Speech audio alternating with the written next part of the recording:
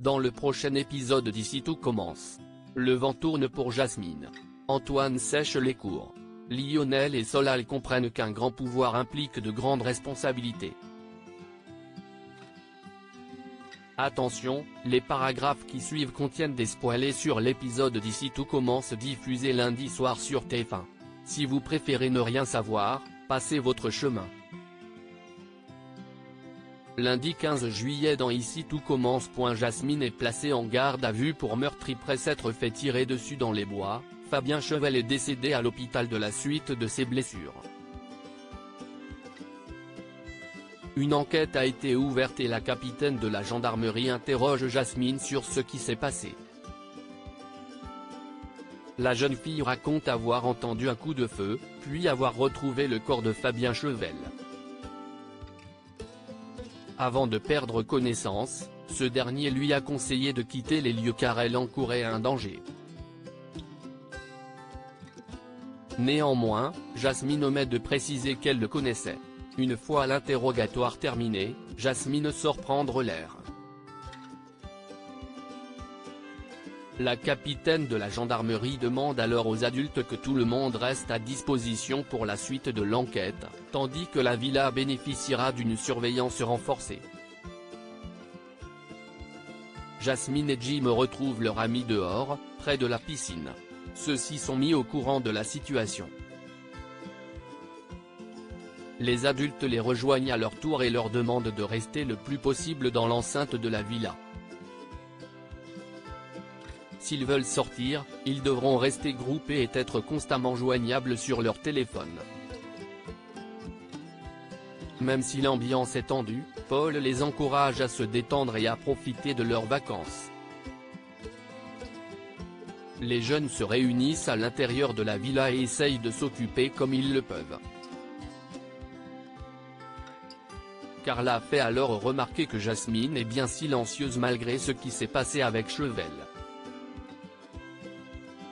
Elle pense que la jeune fille ne leur dit pas tout. Face à ces insinuations, Jasmine se braque et sort dans le jardin. Jim la suit. Celui-ci incite sa petite amie à dire la vérité à la police à propos de Chevel. Mais Jasmine considère qu'il est trop tard pour qu'elle se rétracte. En apercevant Cléo au loin, Jasmine se demande ce que cette dernière faisait dans les bois lorsque Chevel s'est fait tirer dessus. Jim pense qu'il s'agit d'une coïncidence. Mais Jasmine soupçonne Cléo d'être liée à la communauté.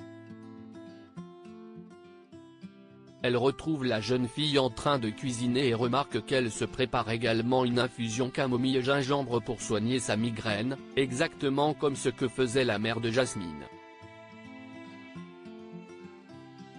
Celle-ci lui donne des médicaments, mais Cléo refuse de les prendre. Un peu plus tard, Souleymane retrouve Cléo dans la clairière et remarque qu'elle a pleuré. La jeune fille avoue avoir été choquée par la mort de Chevel. Souleymane la soutient, puis la prend dans ses bras pour la réconforter. En entendant sa mère l'appeler, Cléo se sépare brusquement de lui et fait comme si de rien n'était. De son côté, Jasmine confie ses soupçons à Jim. D'après ce qu'elle a remarqué du comportement de Cléo ces derniers temps, il serait tout à fait possible qu'elle et ses parents fassent partie de la secte. Au même moment, Rose fait entrer la capitaine de la gendarmerie à la villa. Celle-ci revient voir Jasmine car la police a découvert qu'elle connaissait Chevel après avoir fait des recherches dans son téléphone. Jasmine justifie ses mensonges en expliquant qu'elle ne se sentait pas prête à dire la vérité plutôt à cause du lien avec son passé. Malgré ces explications, la capitaine de gendarmerie décide de la placer en garde à vue pour le meurtre de Chevel. Mathéo veut également passer le concours scène retrouvant Lionel à l'amphithéâtre. Solal se rend compte qu'il a encore changé le programme du stage d'été à la dernière minute et sans l'avoir prévenu. Agacé que son binôme n'en fasse qu'à sa tête, uniquement pour décourager Zoé de passer le concours de l'Institut, Solal décide de mettre un terme à leur collaboration. mais Lionel le retient et le convainc que son changement de programme est une bonne idée. En effet, Lionel a désormais changé d'avis par rapport à sa sœur, il a compris qu'elle était déterminée à passer le concours et il compte tout faire pour l'aider à y arriver. Solal cautionne à 100%. Lionel a donc préparé un programme intensif pour les stagiaires afin de revoir toutes les techniques de base de la cuisine. Zoé est ravie que son frère prenne enfin son ambition au sérieux. Pendant l'exercice sur les découpes, Matteo est stressé. Face aux critiques de Lionel, il commence à s'énerver. Solal souligne alors qu'il n'y a pas besoin de lui mettre autant de pression puisqu'il ne compte pas passer le concours. En effet, Matteo a déjà un restaurant. À la fin de la journée, Solal et Lionel s'attardent toutefois auprès de Matteo pour comprendre les raisons de sa colère. Le jeune homme avoue qu'il n'a pas réussi à tenir son restaurant malgré l'intervention de Lionel et Jude pour redresser la barre. Chez Léonine est désormais en gérance. Mais Matteo a bien l'intention de se battre pour le récupérer. Pour cela, il a donc l'intention de passer le concours. Il s'est donc énervé parce qu'il s'est rendu compte qu'il n'était pas au niveau.